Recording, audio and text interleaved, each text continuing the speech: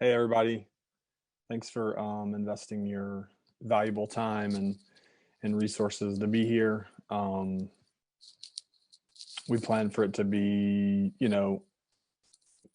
growing you personally and professionally, and I hope we have a good time. So I'm looking forward to to getting to hear some of your questions as we go along. My name is Britt Treece. I run Five Senses Inspector Training out of Raleigh, North Carolina. Some of my contact information will be available later. I'm also on InterNACHI's instructor and mentor pages and those sorts of things if you want to look us up. Today we're going to talk about grading moisture intrusion and foundation cracks. Look, think, and then talk.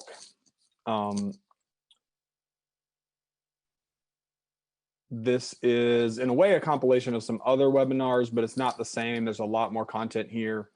We're going to go for, they asked us to go for around about 2 hours, and then we're going to take a break in the middle at some point. So let's get that going. I like to say at the top who's helped and whose this is. This is this belongs to my company's a friend named Jeff, who's also a home inspector, helped me assemble this from the beginning, and lots of other guys that I'll mention along the way have helped. So thanks to clients, friends, trainers, trainees, and teammates. Just who are we? I've been inspecting in and around Raleigh for over 6 years actually now. I'm a certified master inspector trainer, certified indoor air quality consultant, done over 2,000 homes now, 135 commercial properties, more than 800 individual multifamily and hospitality units, and documented lots of repairs. And now I think we're up to 47 or 48 trainees here in the North Carolina area. Just as we get going, some of these guys might be on this call. I love seeing these pictures, man. Classes change lives. That's why we're here, right? John got to train on the left picture. John got to train on a commercial job, and then we got to go to the beach. I had to drag him to, I think it was Atlantic Beach that day. Dan and Jason got to train me a couple years ago. We had a great couple of weeks. And then one night, Brad came out on an extra inspection over in Durham, where I was concerned we might get fired upon, and he treated me to the coolest wing place in town. So you build friendships, you build your own human capital, you build your business by doing these sorts of things. So I really appreciate you guys paying attention. Hope you enjoy it.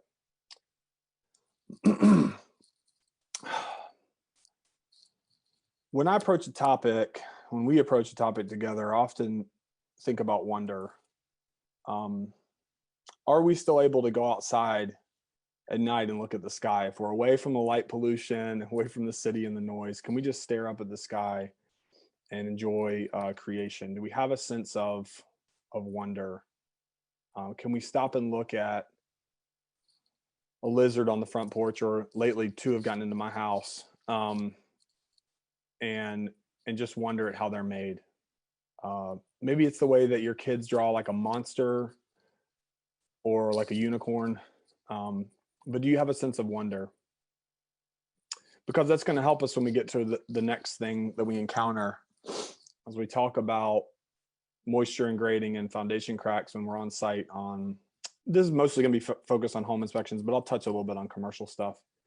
How does it feel when you're stuck on site and there's questions that you're not ready to answer, right? You're going to feel confused. We don't know everything when we arrive at the house. It might be that once people start looking around and talking about the house, there's a bit of cacophony, right? There's a lot of people talking. You're just ready to go do your inspection, and there's a lot of sort of background noise, as it were. Maybe there is even information overload. We're going to start off with some theory before we do some case studies, and some of you guys that were on the earlier webinars will recognize some of those pictures. We've added several more, but before we do that, we want to talk about some theory. Man, that's an awesome picture. Sometimes being up high allows you to sort of take a minute and think. So I think a longer form webinar like this allows us to have the time and the attention to sort of think about what we're trying to accomplish here. I come from a teaching background. There's this idea of higher order thinking. So where do we start when we're learning something? And in this case, we're learning about a specific property. This certainly applies to all your other knowledge and everything you'll learn in the other classes today. As you go on in your careers, you're always going to go through these steps, hopefully, and not skip them. But we start with information we can recall, or we might even say on site, we're going to gather data, right? We're going to do our inspection and find out kind of the who, what, when, where, why, which, maybe not the why yet, but the who, what, when, where, which of each piece of the property, okay? Obviously, as we do that, we're going to be defining some terms. We're going to be making sure we understand what we're finding. We're going to be recalling previous data and inspections that we've done and trainings that we've done, and try to understand what we're finding on site. And a lot of us do that just quickly, right? When we get to the apply stage, we are starting to put together other examples. We're starting to put together hypotheses and theories about what's going on a property.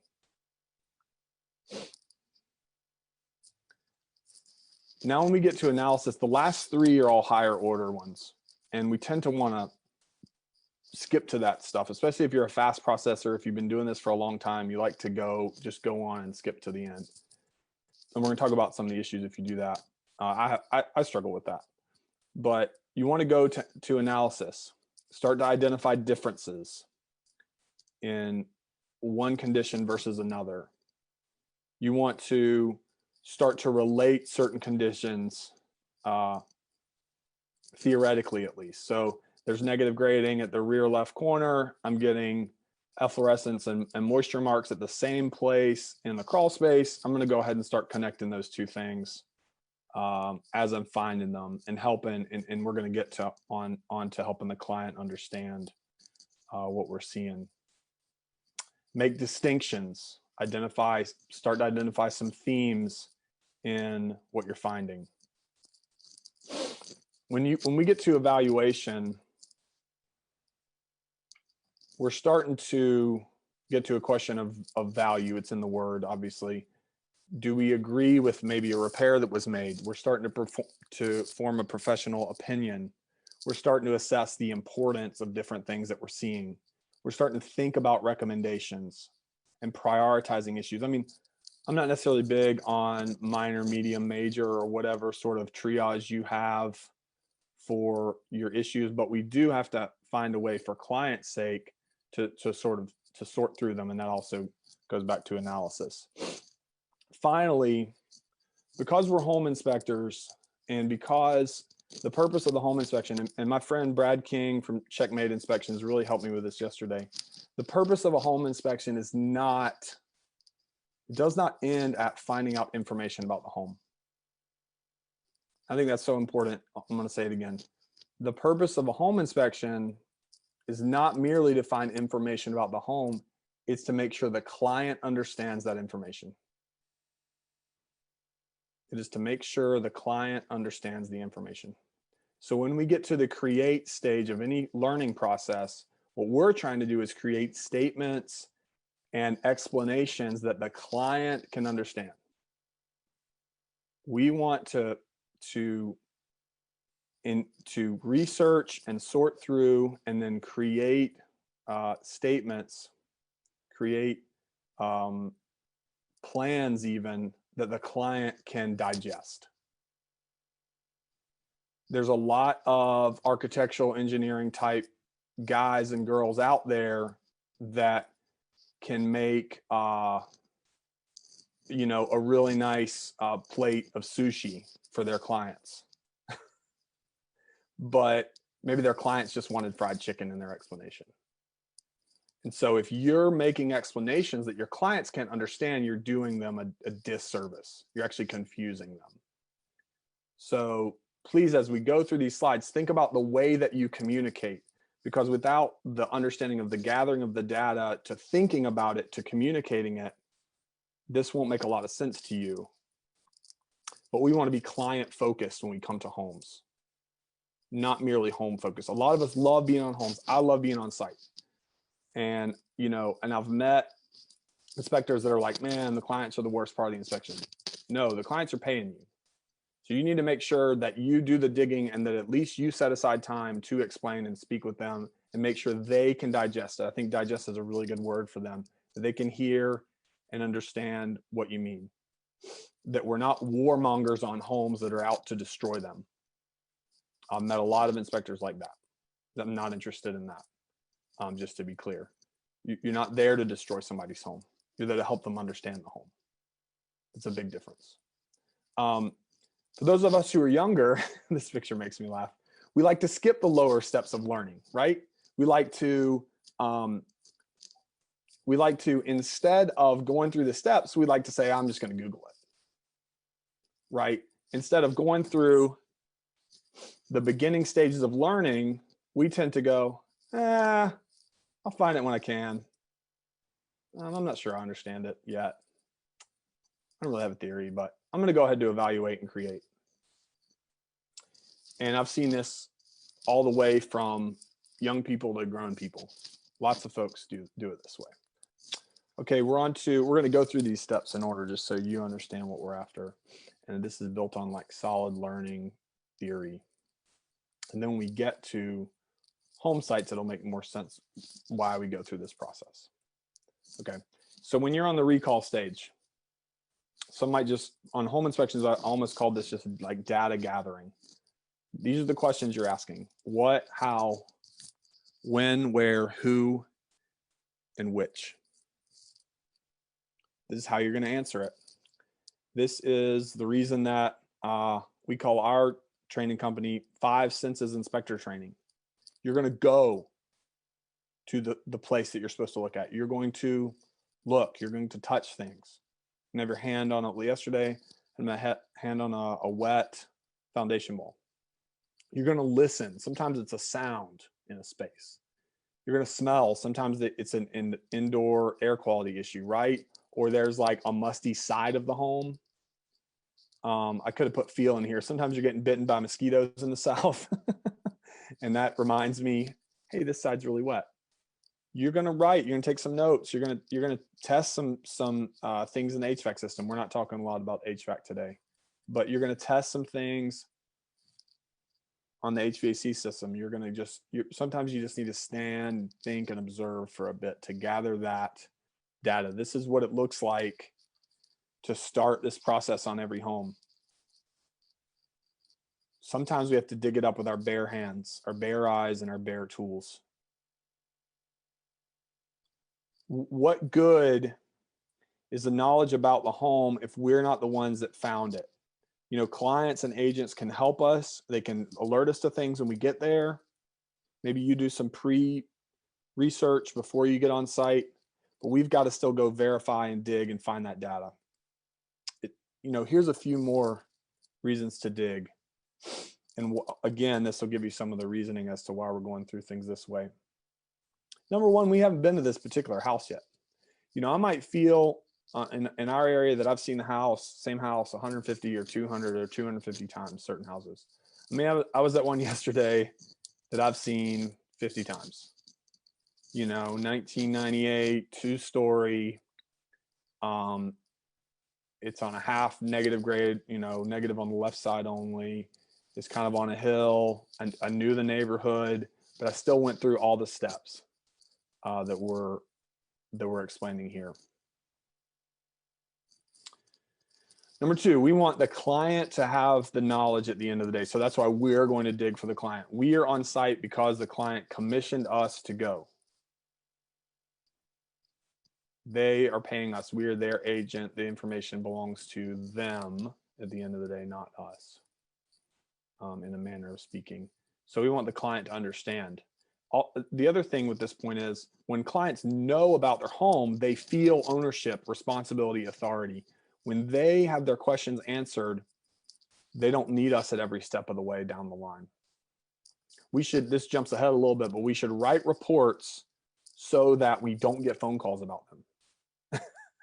If you're getting a lot of phone calls about your reports, that alerts you that something is unclear in your writing, in your communication. And today we're going to talk mostly about talking and some about writing, but in a sense, they're interchangeable. Your style is certainly related. We all write like we talk, and then other times we talk like we would never write in conversation, but they are related. We want the client to understand. And if our reports or our speech are unclear, the clients are going to let us know by asking us more questions. We're going to get more phone calls, more emails about them. And so if you want to be inundated with extra questions, just write really unclear reports and be unsure about what you're finding. Thirdly, we want the agent to understand. The agent in some transactions is the one really driving the process in some ways more than the buyer is. So we want the agent to understand. I missed a period there. We want to have inspection, or we do have inspection integrity. If you're not doing the same thing on every home in terms of your process, of your protocols, how do you know that you're inspecting with excellence? You can't remember, did I do the whole home on that inspection, or did I do part of it? Did I skip some things because I was busy that day? You know, we know guys who go back out because they turn around the truck because they missed a bedroom. They got distracted and they go back and finish. That's the kind of inspection integrity that you want. We have a lot of crawl spaces in the South. I'm in North Carolina. For those who didn't catch that, but we have a lot of crawl spaces down here. I teach, and what I do is if we can't go in the crawl space, maybe there's standing water, maybe there's an animal. One time there was a snake hanging down out of the insulation. It was a fun day. Even if we can't go in the crawl space, you can still look in from the access point, from the vents. You can look at the outside walls, and you can look at the grading, and you can start to get a sense of what you at least try to get as near as you can to where you want it to be. You know, don't just skip it and move on. Finally, your experience and the 80-20 principle have to combine when you're on site. And what I mean by that is what I alluded to earlier. Some of us have so much experience, right? When we get on site, we're like, I already know this house. But, and that might be, you know, that might be 80% true, but you still have to do the digging to verify. It might be part of the 20% of the homes that are unlike each other. Whereas you know, the principle is 20% of homes make up about 80% of our inspections, 20% of the types of homes. We're going to see a lot of repeat. But then the other way, it's also true that the other 80%,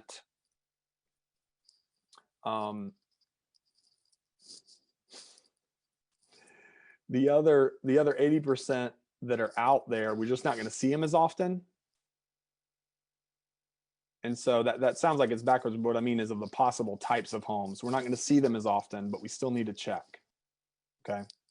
So you drive by a lot of barns, a lot of, you know, just random homes that you see that probably aren't going to get sold anytime, you know, in your lifetime and mine, but they're still out there. They make up the lesser piece of your inspections. And here's another word for, you know, folks that, you know, have a great bit of experience. Experience is an amazing thing, but here's an appeal when you arrive thinking, you know, I could probably mail this one in. And I've already spoken to it a little bit. When we have experience, to continue to build and refine your experience, you have to be a learner in the field. You can't arrive in the field as a know-it-all. You have to continue to approach it as a learner to build and refine your experience. And in that sense, your experience is never finished. because a true inspection doesn't come without work, and our excellence is at stake every time we do a home inspection. I took so long on site yesterday. I couldn't figure out why. I was explaining stuff to the trainee. I was taking my time, but there was just a lot to do. And as long as we have that internal standard of excellence, we don't have to wonder if we did a great job for our clients, for our families, and for our coworkers. The scripture says a wise man is the one who listens to correction. A wise man is not one who's always talking and bloviating. A wise man listens to correction. He's never finished learning. So when you look at this picture, I wonder, are we tossing the bag off into the sea and kind of mailing in the inspection? Or does this picture actually mean that we're on an adventure on every inspection? That we're actually enjoying every inspection, that we're still wondering at the home and trying to learn from it, that we're approaching it as a learner. I mean, this whole, I probably could have rethemed this whole presentation as being a learner on site. On to defining.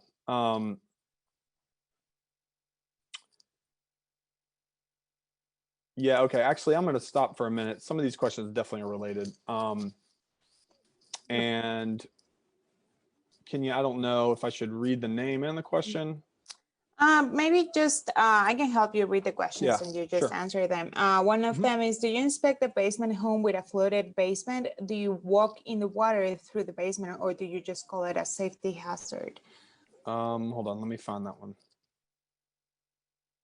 It's the second one on the Q&A. Okay, got it. And thanks for that one, John.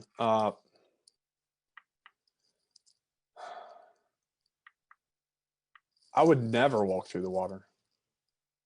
There's a lot of good reasons not to get into water, electrical being one of them. But I mean, you don't know the Senate, you don't know the safety hazards. I mean, hey, if you're a fly fisherman like my friend Jeff, and you got your big knee-high, waterproof boots, and you want to, that's up to you. I would never teach or advise that someone walk through water. Here's the thing, and I talked about this on site yesterday with a trainee. When you come upon a space that is unsafe, and you document that, you've already found the value for the client. I think that's important, and let me say it again. When you document that a space is unsafe, you have gotten the value out of that part of the inspection for the client. There isn't anything else that need be done. And your standards should protect you. I don't know state by state, like I know North Carolina. I know in North Carolina, we're protected from entering unsafe spaces and really doing anything that is to our danger. So thank you for that. Next one would be, do you report a basement home that is 100 years old or more with jack stands in the basement holding up the floor? Do you report the jack stands? I do. So we're gonna, yeah, I would definitely, John. But we're gonna talk about later kind of creating solutions and working for clients and kind of some range of ways to communicate. But I'll say in general, there's only two ways to report on that. It's present and it's improperly done, or it's present. Because if you don't write it up, your client is going to see it down the line and think that you missed it and that you don't know what you're doing as a home inspector. So you've got to say something about it. What I say, if it's proper, and I don't really think you commented here if it was proper or improper, but if it's proper, I don't actually say it's proper. I just say something like jack stands are visible in the rear right corner of the basement. Consult owner.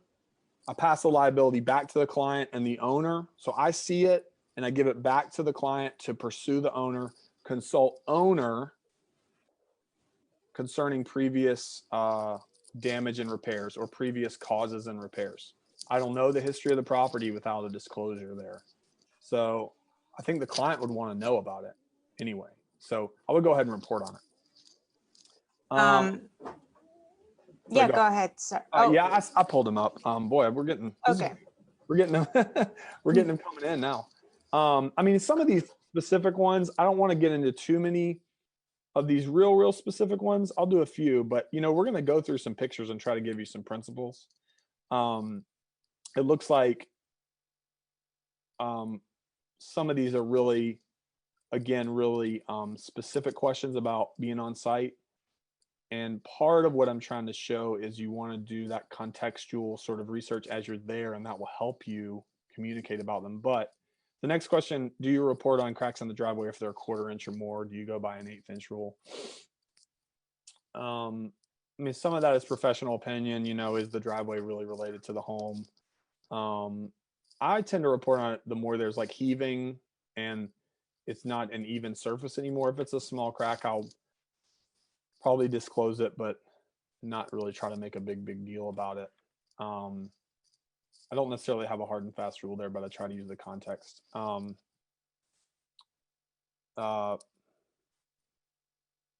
The next one's a little bit hard to read. I think some words get repeated there. Let's save that next cracks question. Nikki, this is a great question. How would you convey to a client that they may be risking the integrity of the inspection, since we use that word, integrity, by following you and talking the entire time? Boy, that's one I get from my guys here locally as well. So you're not alone, Nikki, and all the other folks on the call who are thinking the same thing, right? Because you're like, because I'm saying, go gather data, go do your inspection, and you're thinking, I have this person with me all the time. I think there's a number of artful ways to be positive and say that you need to do your inspection. We're going to talk at the very end about kind of emotional intelligence and reading people a little bit. I mean, there's different ways to say that. Some guys are not going to make it a deal and just always go early before the client. Some folks are going to instruct their client to come at the very end of their inspection. So instead of moving themselves up, they're going to move the client back a little bit. But I think this question sounds like it's already happening on site and you kind of are trying to deal with it. I would just set that expectation. Hey, I'm going to go, I've got to do this and this component. I might even just say it's 2 or 3 components. I might not say, I'm going to do the whole house, leave me alone. I might just say, hey, I need to go in the crawl space. It's not necessarily a safe place. I need to do that one. And I'll do the garage, and I'll come back up and talk to you about what I found. I would try to set their expectations and kind of set a boundary there. I think boundaries in life are so important. You know, the older I get, I think when I was young, I didn't know anything, barely anything about boundaries. And now that's just making an agreement verbally between 2 people. Like, hey, this is what I'm comfortable with. And they're like, yeah, but I really want to follow you around. And then you can say, I'm excited to talk to you about what I find. I really enjoy doing this. I need to be able to focus on the home. I think there's artful ways to say that, and you should put it in your own language and your own personality and all that kind of stuff. But I wouldn't blow them off. It is their inspection. They have some of them will have the expectation they're supposed to follow you around. You don't know where that came from. Did the agent give that to them? Is that some issue they've had in the past? You know, everybody has a horror story about a past home, it seems like. Just try to be understanding there. And you can even offer to welcome around at the end. I think there's different ways to do that. Maybe, you know, I'm going to scroll down. Maybe my guys, you know, may have a thought at the end. I know there's a few on there. I'd love some other takes on that because that's an important question. Arthur asks, I've experienced when I use more simple terms to write up an issue, it's more likely to be challenged by the sellers. Okay. While a more technical write-up will not get a callback. Do you have any advice on how to strike this balance? That's great. I mean, because you're reading your market. So if your experience, you know, tells you otherwise, Arthur, and those of you out there, that's great. I don't know at the end of the day, like, were they able to use that report for a repair, or did it just kind of make you sound unapproachable? I'm not trying to be unapproachable with my report. I want to be accessible. I think those of us who've been in a lot of school, those of us who take pride in our work, sometimes we want to talk at such a level that we sound smart, but what it ends up being is we sound too smart for people to talk to. And I'm not commenting on your report. I've never seen it. So, you know, there's no need to worry. But I think the simplest terms you can communicate in. I mean, there's some terms that it's just hard to use a different term than fascia board, right? It's much longer to say, well, it's the front piece of trim as the roof comes down at the eave. You're using all these other terms to explain it. There's a certain point where you can't really simplify anymore, but to the degree that you can, I think it behooves us all to be clear with our clients. So no, that's not a specific how-to or anything, but I think that's a great question and something that we all wrestle with. I find that I use the word repair a lot because I'm leaving at that point. I'm purposely leaving that up to the buyer or the seller or the handyman to figure out the repair.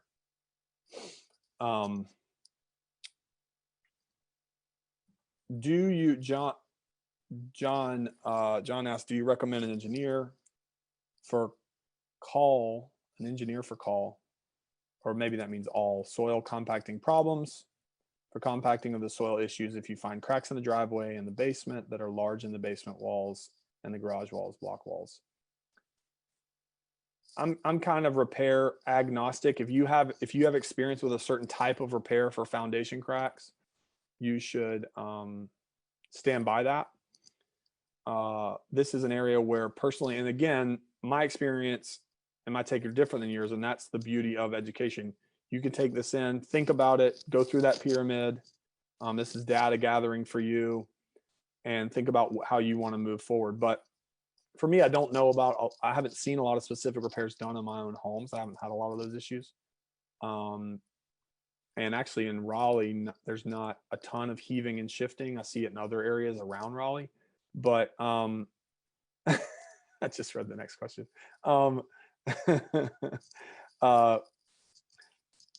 Thanks, Eric. That's good.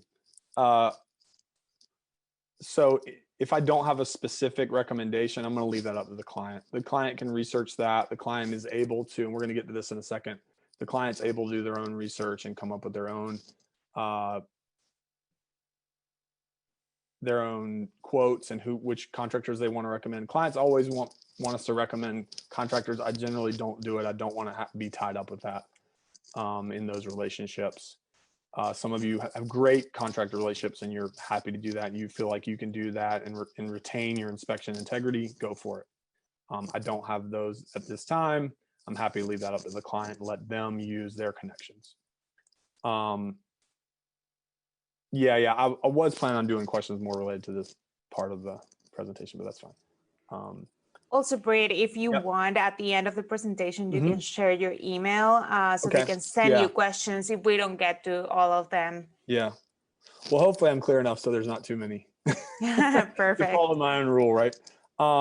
That's probably, so that's one, those were the ones that came in up to about 10:27. I'll come back to these.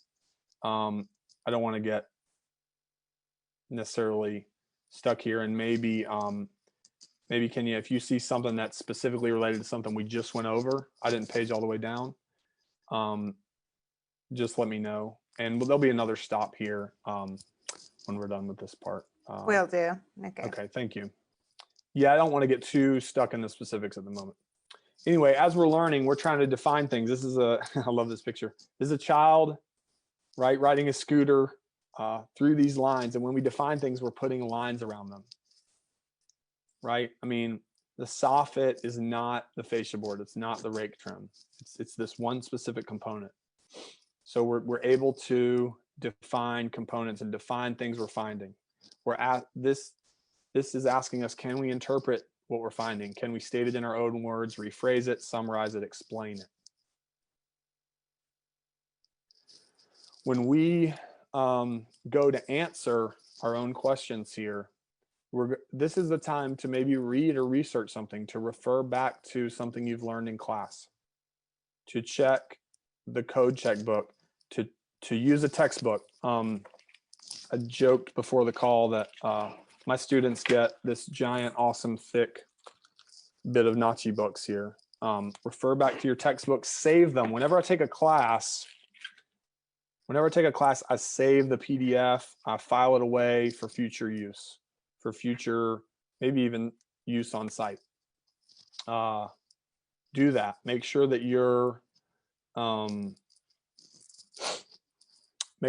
referring back to your materials.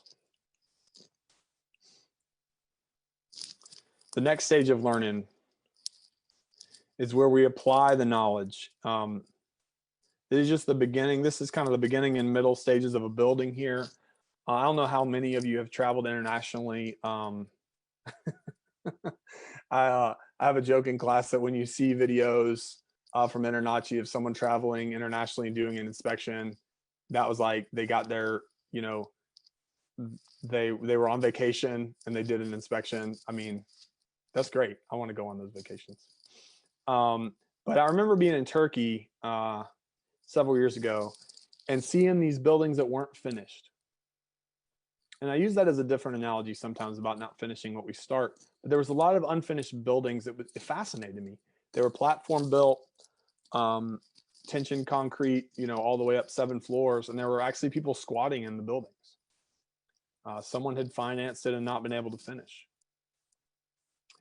Here we're talking about beginning those stages of thinking and beginning to develop our ideas about a property.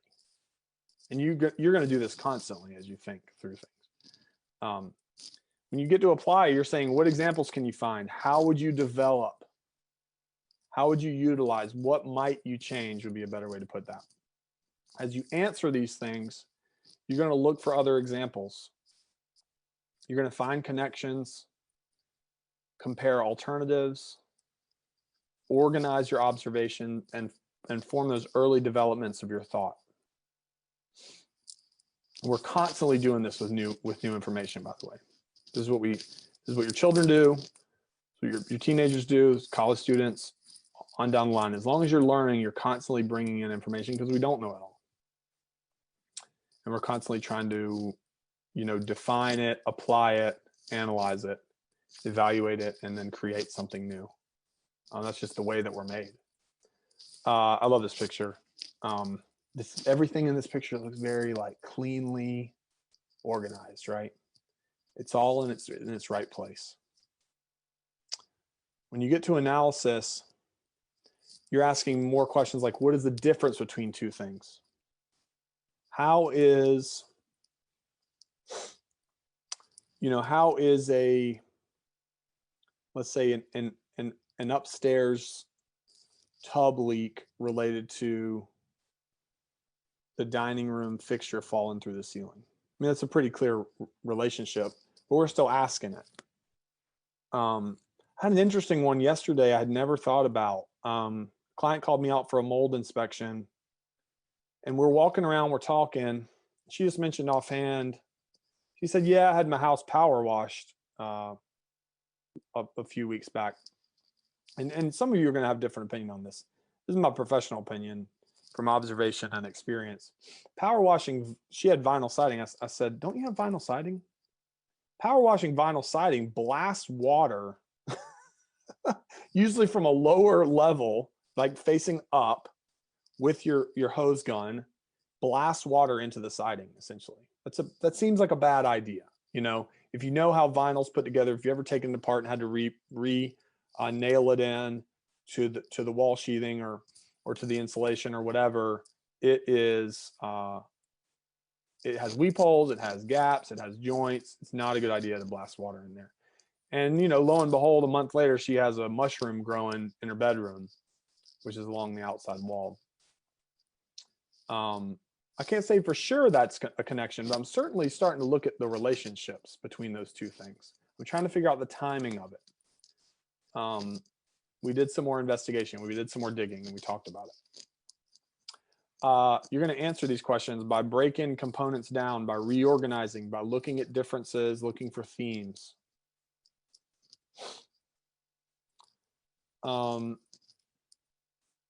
Evaluate. It's like a little bit like a chess game. What's the important issue here? Do we agree with a certain repair? What is our professional opinion? What are our recommendations or priorities for this property? We are all like property professionals. This is what we do, you know. And some people get that and some people don't, you know. But this is what we do for a living. We put our We put our time and our thought and our sweat and maybe tears, maybe blood. I don't know if you've been like attacked by an animal on site. But we put our lives into this, and we're going to think deeply about this stuff, and we're going to come up with answers for clients. You're going to start to select the key ingredients of earlier findings. You're going to use certain criteria. You're going to go back and access your education and experience and your honest convictions. Finally, we're going to create solutions. We're going to try to improve the understanding and maybe the repairs that a client can do if that's what they want to do. This reminds me of my daughters. They are fascinated with colored lights in their rooms. And it just breeds creativity. And I think we as parents love to see that. Ask, how would you improve the home? How could you minimize or maximize a certain feature? Can you formulate a theory or a model? This is different than applying. This is at the very end. This is kind of like your final creation you're doing. How would you adapt a certain situation to create a different outcome? Use some verbs that will help you create. Continue to question. Figure out ways to improve the site. Compose something, design something, invent something that will improve your client's understanding or their use of the home, depending on the situation. So again, we want to talk about looking, thinking, then talking. And I've taken these verbs and put them into more specific actions. So as we went through this, you're going to dig through the site. You're going to dig through the home, find the data. You're going to understand what you're finding. You're going to develop a theory. You're going to start to categorize symptoms that you're finding, and causes as well would be fine. You're going to assess the whole, and then you're going to contribute a solution. You're going to try to bring that knowledge that you found and organize in your own mind to bear to help your client. So this is a good time to pause. I know before we get to the rest of the presentation, I'm not seeing the bottom thing. There's one here. It says, Britt, how many small settling cracks in a floor or wall constitute an issue? What types of cracks differentiate these? How would you relay this concern in your report, and what photographs would you capture? Where did this student ask for the where the cracks were? Walls and floor.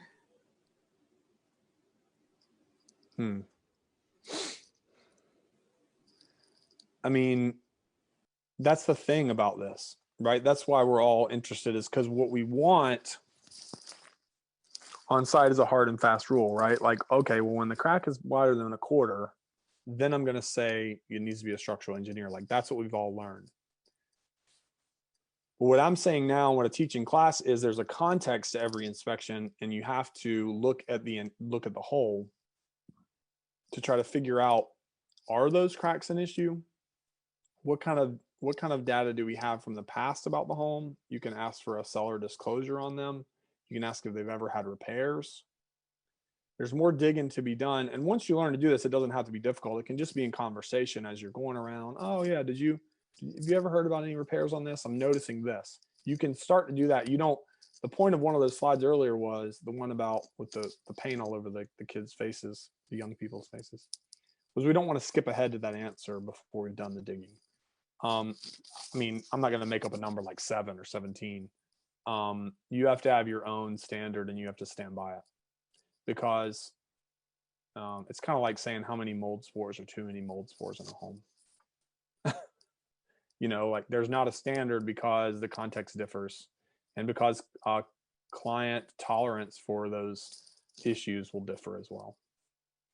So that's not meant to be an unanswered. That's just, anybody who's making a standard there, it's arbitrary. I mean, if there's research that comes out that by the time you have 7 1/8 inch cracks, then you have a foundation problem, that's fine. but heretofore, I don't know anything like that. So I'm going to pick up at Bob at 10:29. I had a client. Is that good? Can you? Yeah, absolutely. Okay. He says, I had a client's seller tell me the attic was unsafe to enter. Client's seller. So just the owner of the home is what you're saying. The seller later told his agent that he said no such thing, and I'm now on the hook to return and inspect. I mean, yeah, you're relying on hearsay there, not to use a legal term, but you're relying on what someone else told you. I mean, sometimes in other contexts called gossip. I mean, but we all do it, right? How should I have handled this situation, in your opinion? Attic was unsafe to enter. I probably would have called and verified. I probably would have called the listing agent or something. I mean, in a perfect world, honestly, if you're in a hurry, it's understandable that you might have moved on. I wouldn't make a big deal out of returning and reinspecting and say, hey, I'm sorry, I misunderstood.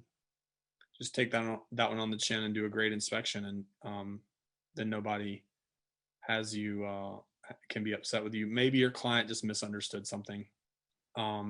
It's hard when there's a triangle of communication. I would avoid in all of life.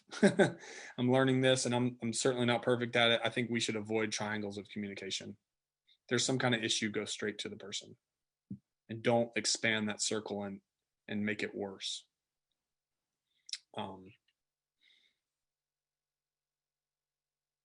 Here in Quebec, the client always walks and follows us around. Sean, I hope I helped with that one. Kevin says I bring toys for them to play with. Great idea. I can plug Nachi's coloring books there and stuff like that. I used to give the kids those. This room has been inspected and it's monster free. I think I have those over there on the shelf. Actually, it's a really cool door hanger. Yeah, hand them a measuring tape. Don't hand them a screwdriver. I think yesterday I offered they go play soccer outside. The mom didn't want them to, but that was for the kids, obviously. I guess these suggestions don't work for adults. Give the adults a coloring book. And Dustin says, I think I'm down to the last third or quarter here. In reference to the question about how detailed to, I think you mean report an issue. A picture is worth a thousand words. Absolutely. We're hearing cases. I haven't been able to research this fully yet. I'm hearing this from my guys, so hopefully it's not hearsay. I need to go look at it myself. But where inspectors are being sued for saying the words monitor. I've just changed my wording when I say to monitor a crack to saying go and measure it.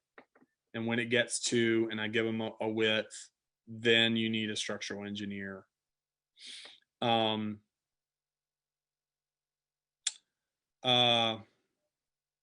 Luke says, can you send us a copy of the slides? I went a bit too fast. Sure. I think this will be recorded online. If there's something you want to text in that you want to see again or put in the Q&A, we will, I'm happy to go back to it. I will repeat some of this as we go on to the sites. Sometimes I do talk fast. I think I covered Brett's question there. Sean, keep the jokes coming, man. Don't give the adults coloring books. Give them a shot of whiskey. I mean, it depends on the time of day. Dunkin' Donuts, you could be creative. Yeah, I mean, you could have them. I mean, again, back to the pyramid, your creativity is the only limit on what you're going to ask the adults to do other than follow you around. I mean, yeah, give the client an IR camera to play with. Absolutely. I mean, depending on how expensive it is and how much you trust them. You can bring them now that you've had a home inspection book, you can have them watch a slideshow about other inspections. I don't know. You could be uploading the pictures as you go and let them watch that on a screen. I mean, there's a ton of things. I've never even thought about that, but I guess that's possible. Somebody out there will figure that out. Just send me Just send me 30% of the company. So Richard asks, when I do basements with a step down exterior foundation walls, step down. I'm not familiar with that term. I often find cracks in the right angle of the step down. If they are thin, I usually recommend seal and monitor. How would you approach that? I'd have to see a diagram or something, Richard.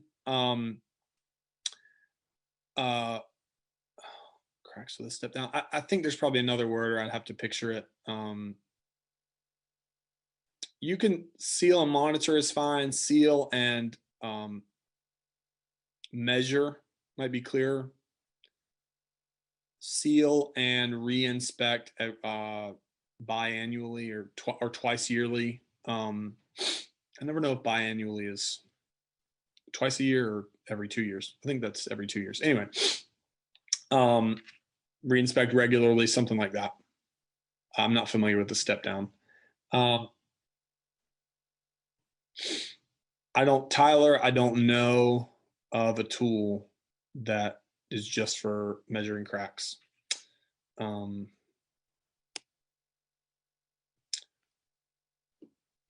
Brett, what great name. What verbiage do you use to protect yourself from liabilities and still point out the issues? You mentioned monitor, maybe a bad term, or other terms to avoid or use. Yeah, I think monitor is just a little bit vague, although honestly in North Carolina, it's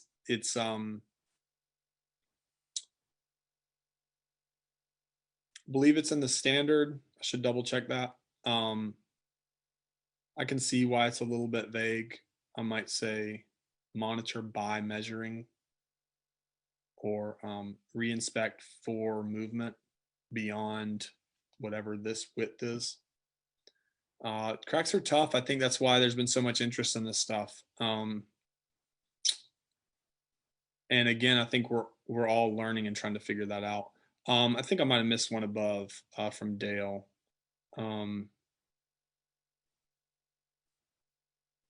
Yeah, I'm sorry, I didn't mean to miss Dale's there. And then we probably can. Yeah, Britt, we're almost at the hour mark. So Okay, if sure. you just want to continue, and then we'll go back to questions later on.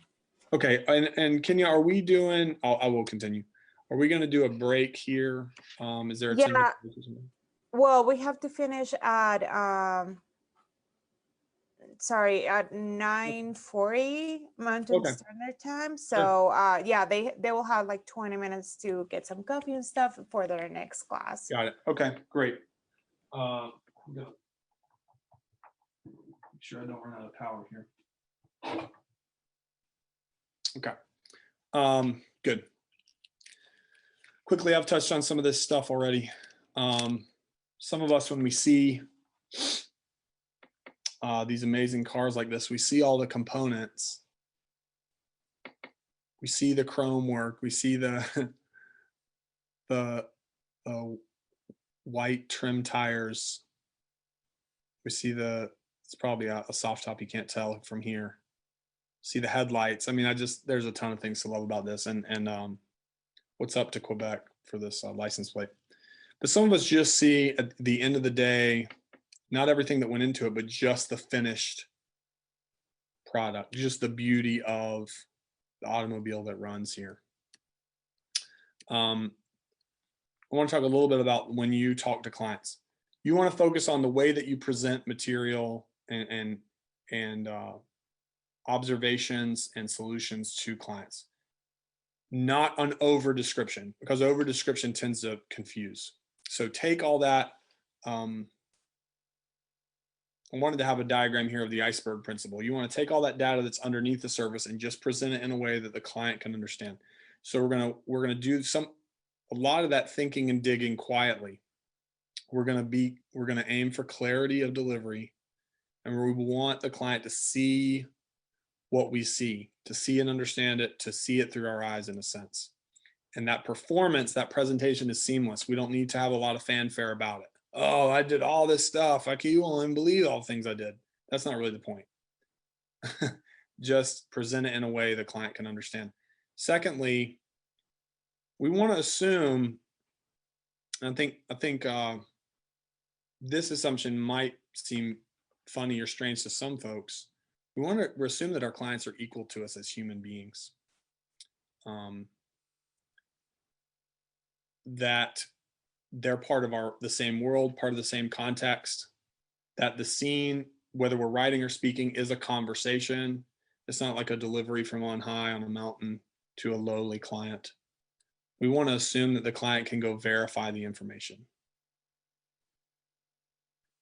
All these assumptions will help you writing so much. I used to be an English teacher, so my guys are probably chuckling at this. And don't write incomplete sentences, but I didn't make a slide about that. There's software out there with incomplete sentences. It's not acceptable. We're professionals. We need to write incomplete sentences. That's a story for another day. So the conclusions of this theory are: we're going to investigate before we explain. We can dig quietly without fanfare. We don't really need academic explanations. They may confuse. The client is equal to the inspector. The client is equal to the inspector when you're delivering information. Given time and training, the client could be an inspector. If they chose the same career path, they would be in a similar place as us, is the assumption. You know, going and like legislating that is not necessary. It's just make that an assumption when you communicate with other thoughtful, grown adults. We're going to have not only we're going to have a conversation, we're going to have an even-headed one. We're not going to try to blow up the home, and we're not going to try to skimp over things that are important. Not only do we want the client to understand the information, we want them, were they so inclined, to go be able to look at it themselves at any time. Like back to ownership, they have authority in this. They have responsibility for their home. Let them know what you're seeing. So back to recalling, defining, applying, analyzing. And what we're talking about when we talk about communication there is we're creating explanations and solutions for our clients. Another way to think about it is that when we're in recall, we're digging for data, then we're going to define, then in apply, we develop theories. Then the last three are C's. We categorize, we may criticize something as we evaluate, and then we're going to contribute when we create. We're going to contribute to the client's understanding and their well-being as an individual, and they have a family. That's what we're there to do. That's just part of neighbor love. That's part of impartiality and fidelity to your clients and to the public. Just like they were your neighbor and you're trying to help them out is a great way to look at it. I just did question and answer, so I'm gonna skip through here. This one was on the last presentation as well. Here's our first set of pictures. We roll up to this property. It's a little gravel drive. It's, as we're going to see here, slightly downhill from the road. So we're already, Jeff and I were at this one, and I think another trainee, forgive me, it might have been Matt and Eli. I don't recall. But if you guys are on the call, say what's up. We arrive, we see it going downgrade, negative grade to the front of the home as it's oriented from the road, from the front door. It's actually the left side. This was a rare one where the door was around the side. And so we begin to sort of start to think about what we're going to find.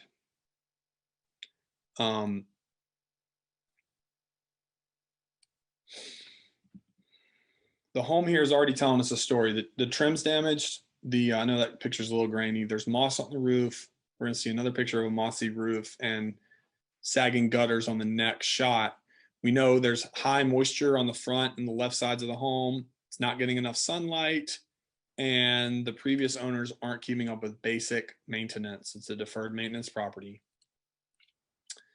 The gutters are full of debris and falling. The downspouts, it's a little bit hard to tell there. The extension is disconnected from the downspout, so the water is just pouring out against the foundation. You see some more trim damage at the roof wall joint there. I think that was a little bump out on the left side of the home. And then you see they put in some mulch bed coverings, but also there's moss on that front wall, or there's some mildew or some kind of growth. The water, as we saw in the first picture, flows from the road to that front wall. You get in the crawl space, we're not surprised to find a sump pump that's not working, falling insulation, and there's some mold growth there at the top, as you see on the joist.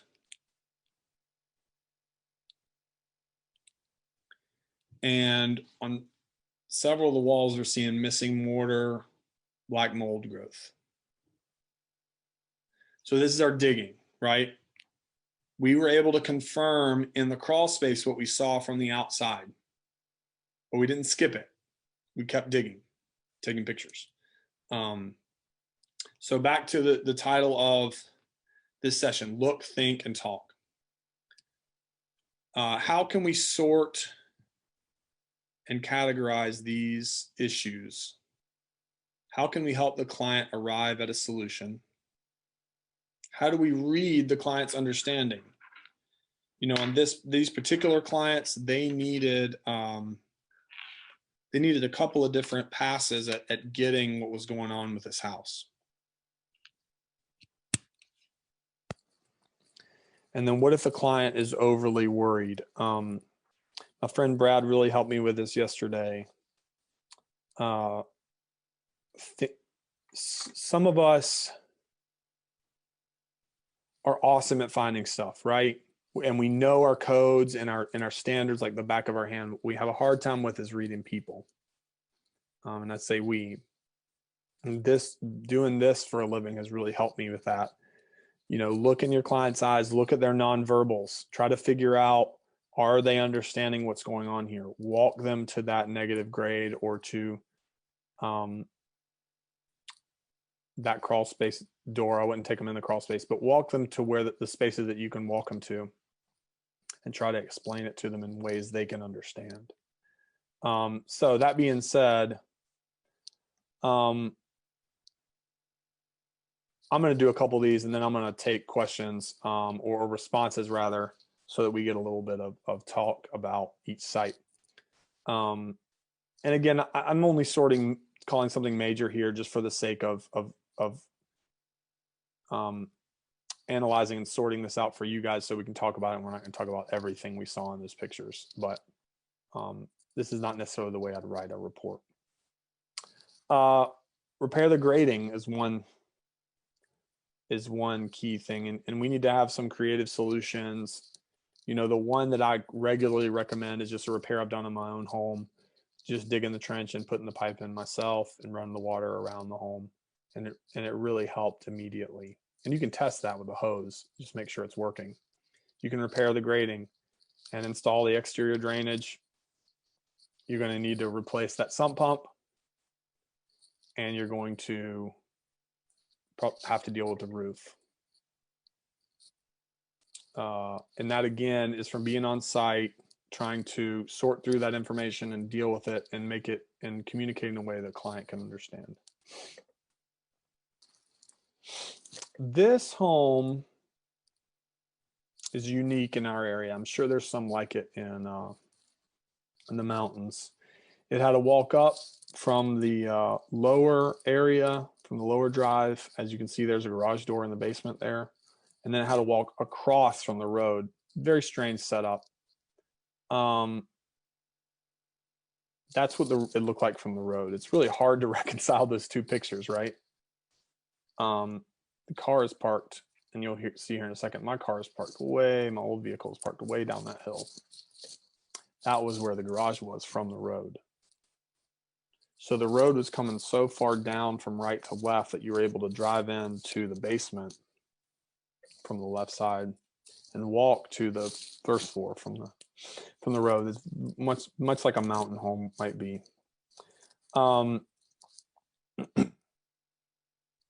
There's the catwalk across and that negative grade coming down from the road to that front wall. That is the view from the back. So you can kind of see how steep the grade is. I'm not even going to talk about the decks. We could, if we're going to do a deck class, we should just like go to the mountain homes that these guys see in North Carolina, and a lot of them are on InterNACHI's videos as well. And just, you could just tape for weeks about the different issues on decks. In our class, we also will look up those deck collapse videos because I think they're very instructive as to why that kind of stuff happens, but that's not really the goal here. This is a pretty cool topographical map of that home. I just blotted out the name of the road there. As Jeff wrote, the pad the home's on is the only thing flat. I don't even think, it's not even built on a flat pad, but you can see how steeply the grade runs down in this home. So it's not going to be surprising when we find termite damage waist high in the basement. Moisture is a conducive condition for termites. If you're in the South, maybe out West, I don't, recalling the map, I don't believe it's as prevalent. There was moisture on the carpet and the wall, soft walls. There was also mold growing.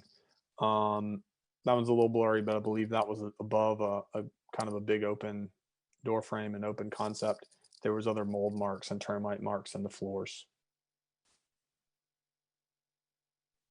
And always use your nose, use all 5 of your senses. So here, what are our key pieces of data? You know, here we're gonna start to think about just how big of a deal is that grade at the front wall. How are we gonna sort and categorize them? How do we explain them? This is back to create. How do we explain them to the client in a way he or she can understand?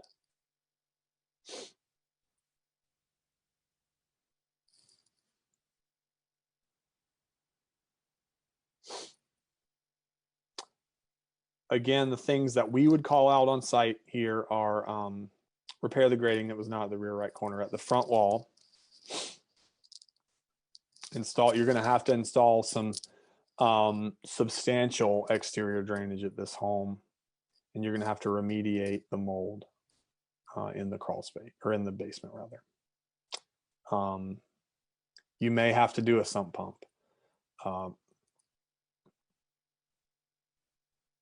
As well.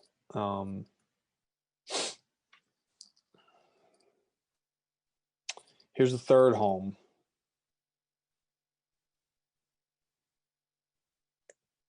It is a like a 57 split level. It had been flipped, just to give a little bit of context.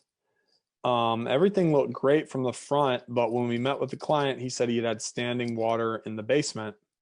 And this was an unusual one because the standing water seemed, his explanations of it seemed extreme until we saw the back of the home right there at that back door. So it looks like there was some kind of covering installed that had been removed. We started to see that water would come around that retaining wall, most likely, and run through that door and maybe well up underneath the walls with that amount of water. And it would end up looking like this in their basement floor. 2 inches of standing water whenever it would rain. You know, these are the pictures that the client received before buying, and this is what, excuse me, this is what happened on the right after they bought. They had to cut up that pretty green wall and replace all the damaged drywall because of grading outside the home. In the crawl space, the sump pump was not functioning. There was standing water in the crawl space on the main side of the home. If you're familiar with split level, there's kind of a main floor, a lower level, and an upper level. So underneath the main floor is where the crawl is. And that's where we found that sump pump. So again, we're asking ourselves questions as we're finding these pieces of data. And I understand in a webinar, this is all compressed into a few slides. When you're on site, you're going to have time. You're going to have your own pictures and observations. So I just want to encourage you to keep doing that hard work. You know, again, on this one, it's a funny thing. We didn't find a ton of cracks here. We found a lot of water issues.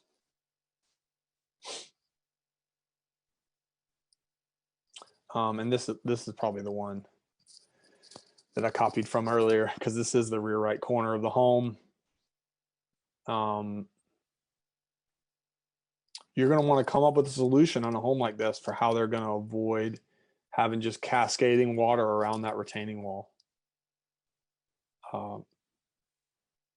Where is it supposed to go? Would you put a ground drain in that cement and see if you can run that out to the yard or to the road? So I would try to take care of it before it came to that door. I might even do 2 with the amount of issues they're having there.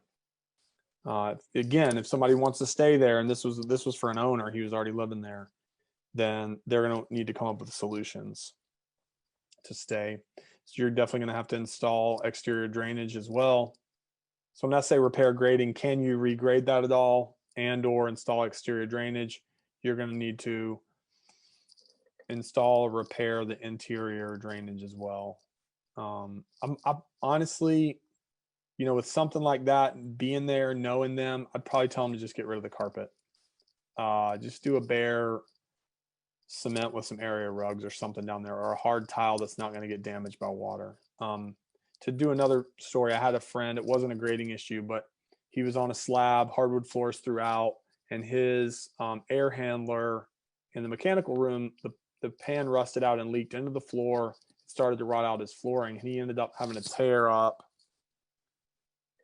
probably 8 or 10 square feet and getting a whole, in, you know, having an insurance call, getting a water damage claim out of it. So once water's getting into that floor, you're going to get more and more damage. You know, carpet, guys, carpet in the basement is a bad idea. Just, I feel like that's in trainings, but let's just start saying that more. Carpet in the basement and in the bathroom, bad ideas. Number 4, this was residential inspection, but it gets into some commercial issues if you're doing commercial as well, which we do trainings on. Probably have another cohort of trainings coming up in the wintertime for commercial inspections. This was an old mill in a nearby town that had been converted into apartments. If I get a call about mold, and it's an apartment, 9 times out of 10, it is in the basement. Not surprising, but again, clients don't know these issues when they come to us. That's why they're coming to us. There is the sidewall. I believe her apartment was the one near the end of that retaining wall.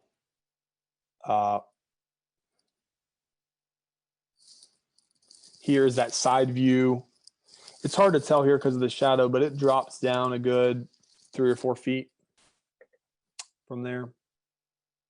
And if we go back and look at actually the roof eaves, there really isn't one. There's coping on the top wall. We didn't walk the roof here, but you can just look at it and tell that it's lacking that clearance that you're going to need to be able to shed some water away from that retaining wall area in that basement. So here's the issues that we found as we started to investigate right around the client's window. You have some mold growth starting there on the brick, on the cement, or even the ephes around the brick there, or the trim, and just various cracking and mortar issues. This was another unit we found, but it illustrated well what was going on here in the basement. Water was running down that built up wall and into the carpet. Again, carpet in the basement.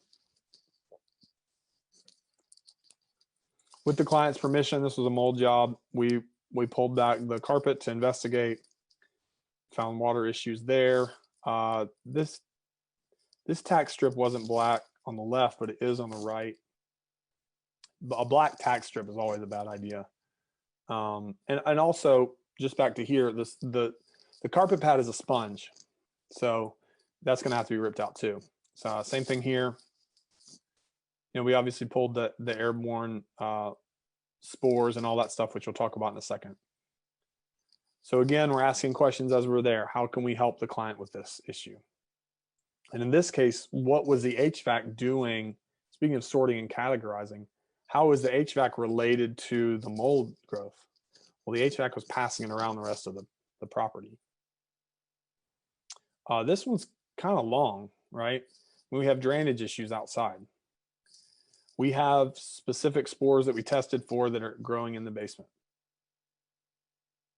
We have cladosporium in the HVAC system. We wrote a second set of repairs specifically trying to prioritize her health issues. Repairing drainage in the exterior wall, removing and replacing the carpet, the pad, and the tack strips that were damaged. Removing visible mold growth from the HVAC.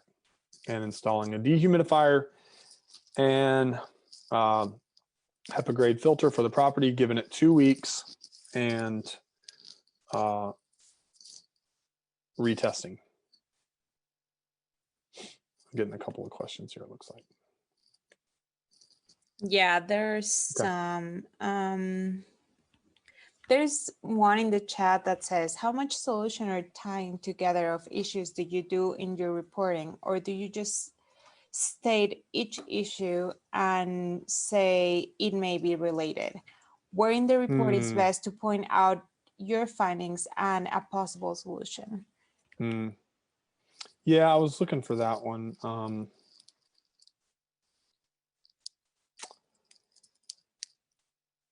I don't always give a protocol for repairs unless it is a mold job, then I will. But again, that's by reading the client.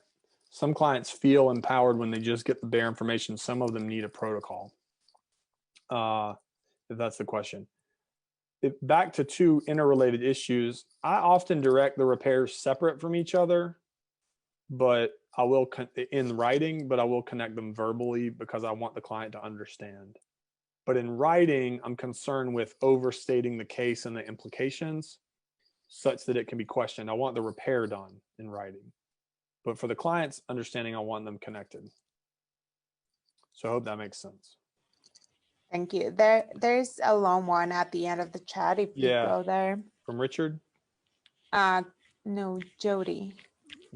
Okay, I don't know if it says, inspected a 50s home a couple of weeks ago. Very impressed with how meticulously maintained it was. Radon mitigation system had been installed. All cracks, slab, step, etc. had been very well sealed. However, a plexiglass covering was installed in the sub-slab sump pump. The original floor drain was blocked and sealed when the sump system was put in.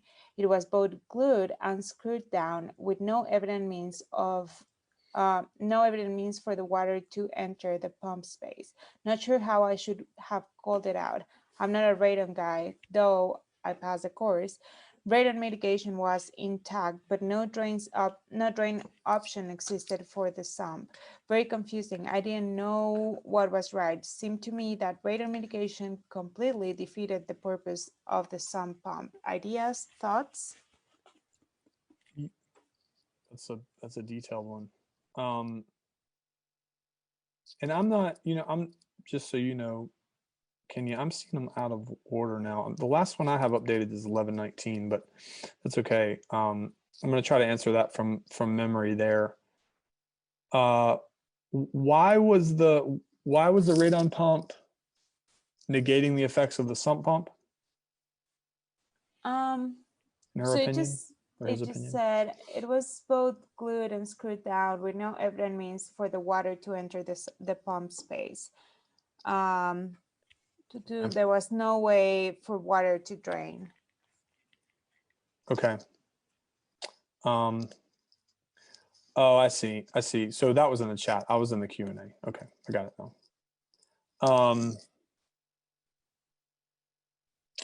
Yeah, I don't know enough or see enough on the installation side of sump pumps. In my experience, it appears that water is supposed to flow to them either on the basement slab or beneath it, using some kind of piping system. That's something that I would have to ask a sump pump installer. I think that's a really detailed question. Because, oh, I see. You're saying they covered the sub slab sump pump in order to install radon. That, oh, I see what you're saying. So the air wouldn't escape.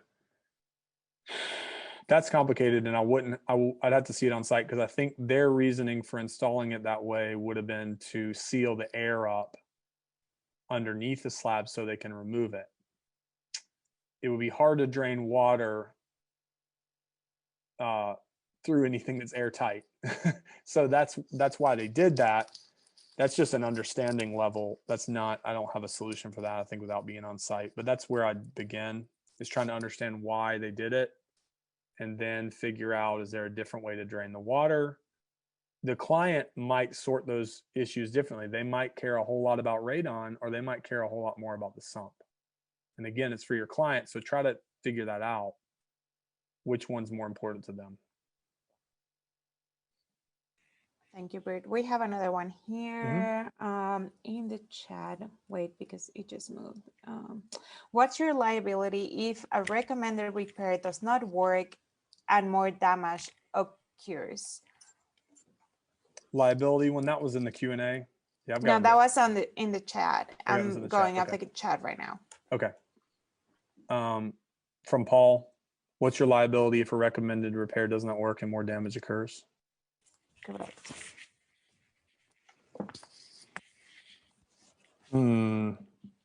Are we promising clients? I mean, Paul, this is an open question. Are we making promises to clients that our repairs will take away all of their worries?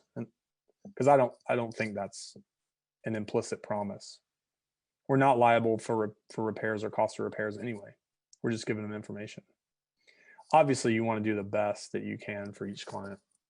But I don't know if I buy the assumption that if a repair doesn't work, that we're on the hook for that. I mean, when clients go scorched earth on you and start telling you about how hard of a move they have, and they didn't do the repairs they were supposed to, and they're angry at you 3 months later, I don't live in that house. My job isn't to do the repairs. So that doesn't hold any water to me. That's a whole lot leakier than a sealed sump pump to me. I don't buy those as an inspector. As a professional, I don't buy those assumptions. So I think if you're buying the assumptions, you probably should be charging a lot more for your inspections and having a lot better insurance. Thank you, Britt. There's one from Richard Diaz in the Q&A. If you can go there, because it's a long one. Oh, maybe this later, 11:16, that one? Yeah. Yep. Okay. Yeah, I mean, if we've answered them, I mean, if we can do answered, I can still come back and type something later, but that'll just help me as I page through these. Because I know it's 11:27. Okay, so Richard says a step down foundation wall, to me, when you're dealing with a home with a walkout basement on the back of the home, so the grading at the front is roughly equal to the front door. As you go around the side, you're going downhill to the level of basement floor. I got you. By the time you reach the back of the home where you walk out, well, the walkout basement door is. So the foundation wall, as you go along the side of the home from the main floor to the basement, the height of the concrete foundation wall steps down 2 or 3 feet vertically as you move 10 feet horizontally, like an elongated stairway. Okay.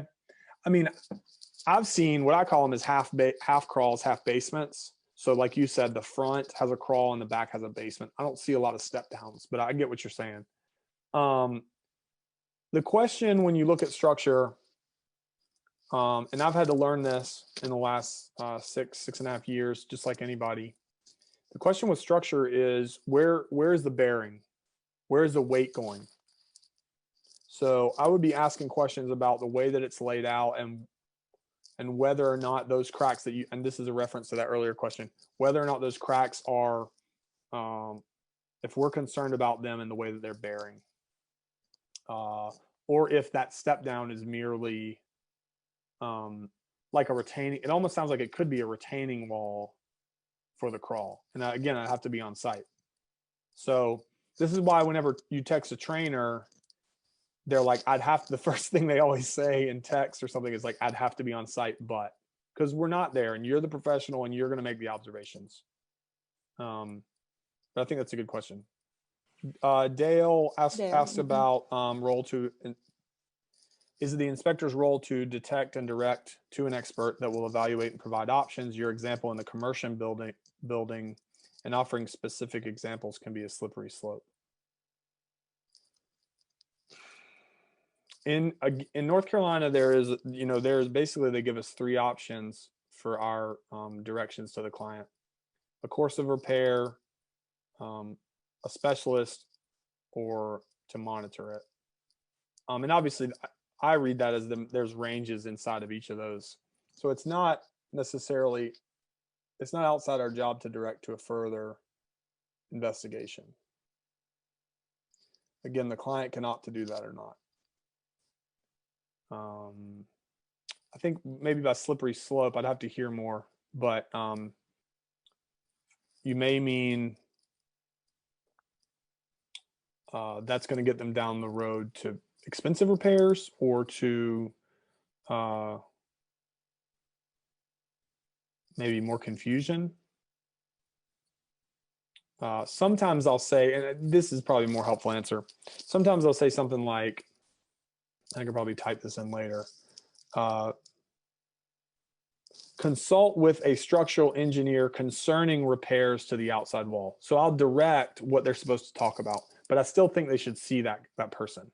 So I think there's a way to use your language that isn't so stodgy and blocky that you can get in what you want, but you can tell them where they need to go to get it to, and not just leave it totally open-ended. Again, be as specific as you need to be with your clients concerning the property and the client's understanding. I'm looking back through the 11 new messages. Oh boy. Yeah, there's a lot. We are at the 10-minute mark, so I don't know if you wanted to continue or continue to answer questions. Absolutely, I'm happy to continue. I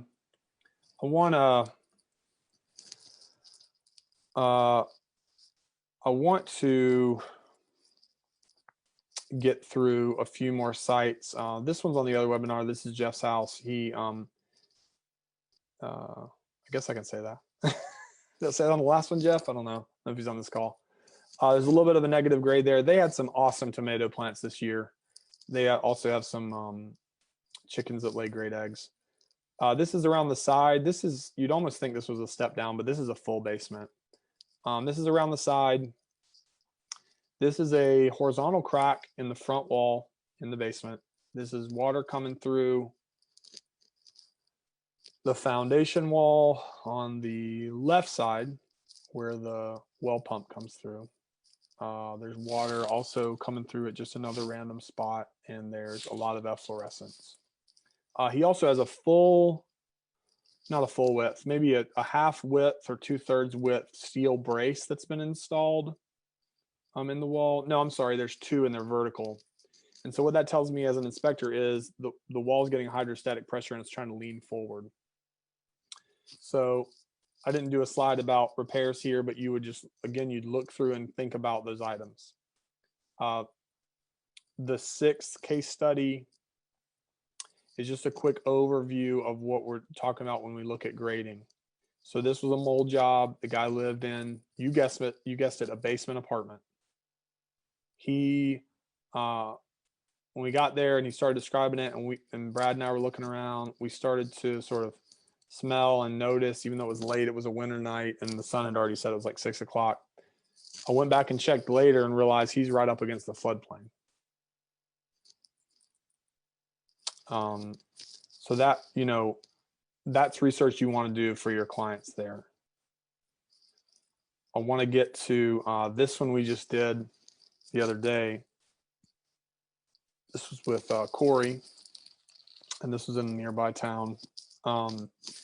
This again looks like a moderate amount of negative grade, but it's really starting to tend toward severe when we looked around at it. That's the view from the side of the front wall. Then there's a lot of overgrowth here on the right side of the home because they never went around that way. The driveway around the left side of the home. That's another shot of that front wall. I mean, again, there's pine needles all over the roof. There's no gutters. I mean, there's often no gutters at these type of homes. And so we get into the basement. It's a full basement. No, I'm sorry. It was on a slab on the left side, and it was a crawl space on the right side. There's no ground drain. There's no sump pump. Nothing installed in the floor. The walls have been painted to try to cover something, likely mold and efflorescence, and you can still see it peeking through there. The wall is cracking laterally, horizontally. And, you know, not directly related to this, but we also, as we're in there, we noticed they cut floor joists to install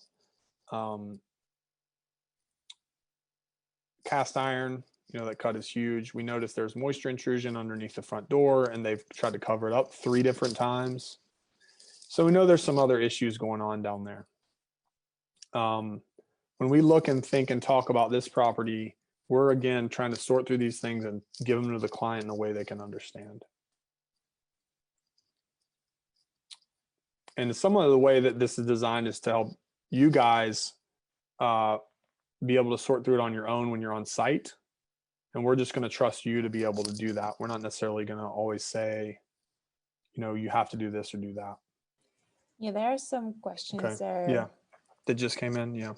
Mm-hmm. Yeah, I don't want to get into too many of the code. I've seen some of the code stuff, guys. I don't want to do that right now because that's more of a research thing that we can do and talk about. I think there's some good talk in there in the chat, by the way, about that sump pump.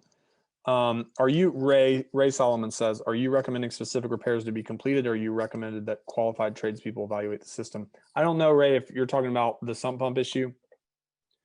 I think you can, here's another phrase I use, because I see what you're getting at there. The tradespeople can determine the repairs, or you can. I think you both can work together on it. And this is how I'll say, so for an HVAC system, I'll say, consult HVAC system or consult HVAC technician concerning the above noted repairs and cleaning the system, or consult HVAC technician concerning repairs, or including but not limited to. So I'm going to give them a few repairs that need to be done, and I'm going to leave the tech room or whoever the consultant is room to direct further repairs. But I'm going to say these 2 or 3 things have to be done, including but not limited to these repairs. So that way I'm giving the client an understanding of what the issue is. I'm telling them who to talk to about it, and I'm also leaving it to his expertise to be able to help further. A couple more. I thought that was the only one necessarily that want to make sure we end on time. That was the only one that is necessary to grab right now. Looks like one just popped up. Yeah. Recommending a structural engineer seems to be a nuclear option for cracks in our industry. What conditions do you use to recommend a structural engineer versus measure, monitor, and or foundation contractor? You know, this is kind of from some of the InterNACHI trainings, but if it's 3/8 of an inch, so in 1/4 to 3/8, the trainings say that's kind of like you need to be concerned about it at 1/4 inch wide crack. And then at 3/8, you definitely want to go to a structural engineer. From what I've read, and again, you're welcome to check all this. I'm concerned about getting an engineer out when I'm finding expansive soil, when I'm seeing, looks like it's moving recently or quickly. On the other hand, if it's 40, 50-year-old home and it's got slight cracking, contextually, that doesn't seem to be as big of a deal to me. Again, you have to make decisions based on the data you have and the education and experience and honest convictions that you have. So you have to make that decision and stand by it. But for me, that's kind of where I move more toward an engineer. Any tips for West Coast with slab on grade foundations? With slabs, when they're finished, it's really hard. You know, you can't see cracks because you're not pulling up the finished floor. What I look for is a crack that runs all the way through widthwise is the most common one in our area. It could be front to back. Often for me, it's widthwise. If it's running through left to right and it's a finger width wide or even a pen, you know, your pen's about 3/8 of an inch wide. If it's doing that and it's going all the way through, I'm certainly writing it up for a structural engineer. Usually it doesn't do that. But again, you can't see that. And I'd love to hear if IR cameras or anything else can do that. But again, know the context and know the age of the property and kind of what you're dealing with. I appreciate that, Jason. I mean, I think you know, I come from an English background, so I'm trying to find ways to communicate clearly that use complete sentences and that we can refer back to and actually break down the phrasing of. Not all your clients will do this, but as you can be as clear as possible will always help. So I think we're about out of time. I appreciate it, guys. I will I'll page through to the end. Wish there was a button I could do that on. And just say thank you, guys. Contact us if you have any more questions. We'd love to work with you, train you, hear your thoughts. I'd love to hang out next time I'm out in California inspecting. So thank you, Richard. Thanks to everybody who I'm super humbled that so many people came on this call. I really appreciate it. And I hope to hear from you all.